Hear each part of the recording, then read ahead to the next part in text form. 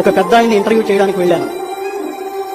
ఆ ఇంటర్వ్యూ చేస్తున్నప్పుడు ఆయన కళ్ళల్లో నీళ్లు తిరుగుతున్నాయి. ఒక విషయం చెప్పే ముందు, ఎందుకు మహానుభావ, ఎందుకు అట్లా కళ్ళు చెమరుస్తున్నాయి అన్న.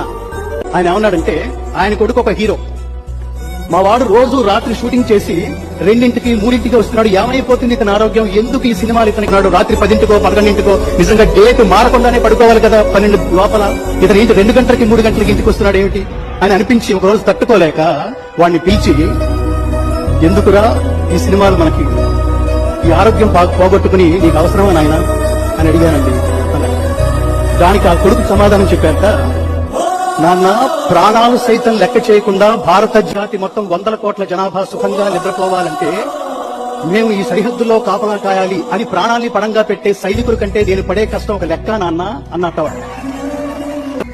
అలా అడిగిన తండ్రి పేరు వెంకటరావు గారు, ఆ సమాధానం చెప్పిన కొడుకు పేరు పవన్ కళ్యాణ్.